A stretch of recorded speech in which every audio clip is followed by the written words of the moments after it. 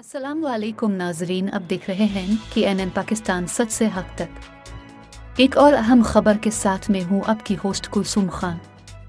अहम तरीन खबर से अपने नाजरीन को आगाह करते चली कि इमरान खान और शाह महमूद कुरैशी को कैद बामशक्कत की सजा सुना दी गई है। नाजरीन, रावलपिंडी की अडियाला जेल में कायम खुसूसी अदालत ने साइफर केस में बानी पीटीआई और शाह महमूद कुरैशी को 10-10 साल कैद बामशक्कत की सजा सुना दी। ऑफिशियल सीक्रेट एक्ट के तहत कायम खुसूसी अदालत के जज अबुल हसनात जुल्करनैन ने ज़बानी मुख्तसर फैसला सुनाया।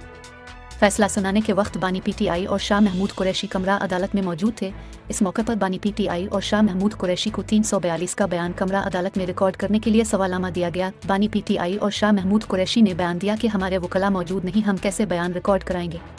जज अबूल हसनात जुल्करनैन ने बानी पीटीआई और शाह महमूद कुरैशी से कहा कि आपके वकला हाजिर नहीं हो रहे, आपको स्टेट डिफेंस काउंसिल फराहम की गई। वकलाए सफाई ने सवाल किया कि हम जरा कर लेते हैं। जज ने वकलाए सफाई से कहा कि आपने मुझ पर अदम एतमाद किया है। वाज़ेह रहे कि गुज़िश्ता रोज़ अदालत ने बानी पीटीआई और शाह महमूद कुरैशी के वकला को जरा का मौका दिया था। साइफर केस का मामला साबिक वज़ीर आज़म इमरान खान के खिलाफ अमरीकी साइफर को आम करने के जुर्म में ऑफिशियल सीक्रेट एक्ट के तहत अडियाला जेल में कायम की गई खुसूसी अदालत में मुकदमा चलाया गया। हुकूमत की तरफ से जेल में मुकदमा चलाने की वजह इमरान खान की जिंदगी को संजीदा नौयत के सिक्योरिटी खदशात बताए गए थे। 29 अगस्त 2023 को साइफर केस में इमरान खान के वारंट गिरफ्तारी जारी किए गए, लेकिन वो गिरफ्तारी से कब्ल तोशा खाना केस में सजा याफ्ता होने पर अटक जेल में जेर हिरासत थे और उनसे अटक जेल में ही साइफर केस की तफ्तीश की गई और इब्तिदाई तौर पर खुसूसी अदालत अटक जेल में जाकर समाअत करती रही। तोशा खाना में सजा मुअत्तली के बावजूद साइफर की वजह से वो अटक जेल में ही रहे।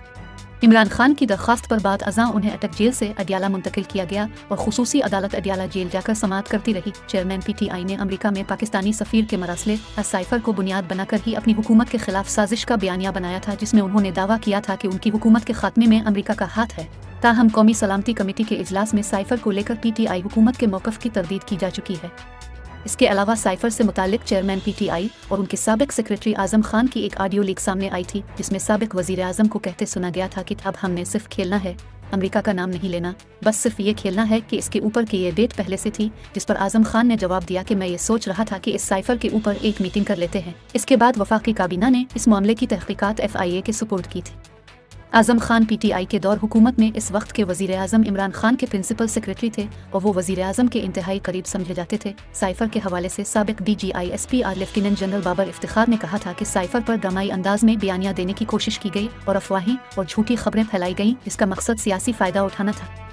नाजरीन, मज़ीद खबरों और अपडेट के लिए देखते रहिए कि NN Pakistan news and entertainment channel, और इससे जुड़े रहने के लिए हमारे चैनल को लाइक और सब्सक्राइब करना ना भूलें। NN पाकिस्तान सच से हक तक।